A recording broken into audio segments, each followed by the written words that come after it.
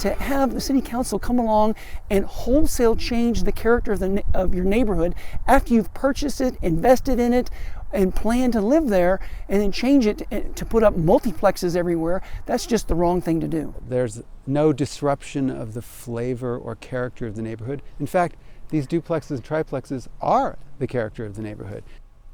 Littleton voters are going to make an important decision at the polls next month. A vote in favor of ballot issue 3A would change the city's charter to prevent the rezoning of single-family homes. A vote against it would leave any change of land use up to future debate among city council and public hearings. Denver 7's Danielle Kreuter following up tonight with those for and against.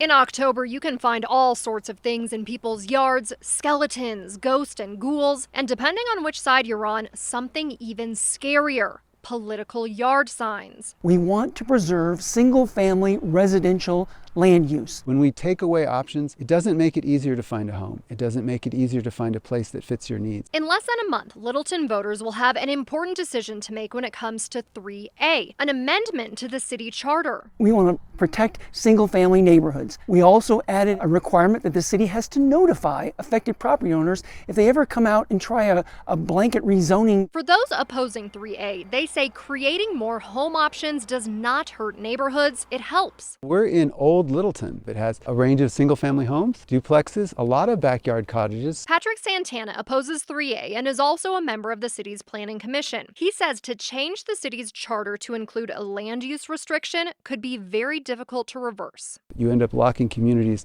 into things that no longer work for them. The group supporting 3A doesn't shy away from their intention. Would it be accurate to say that some of the intention of this ballot question is to make it harder for city council to change zonings in neighborhoods without input from residents?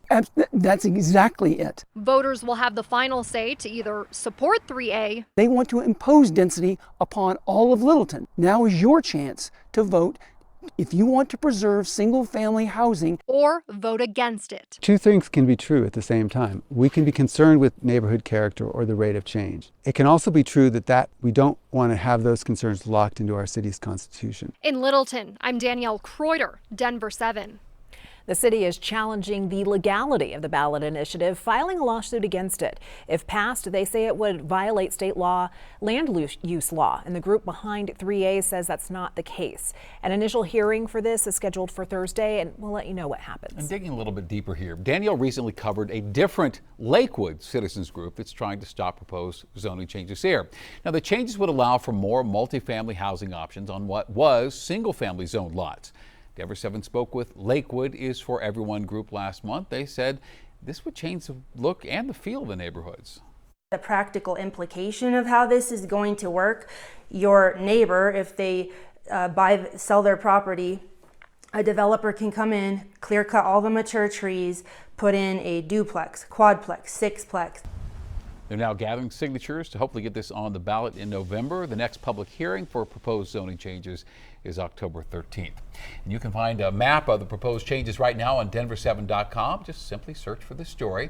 And Danielle is committed to following housing challenges and solutions across the state.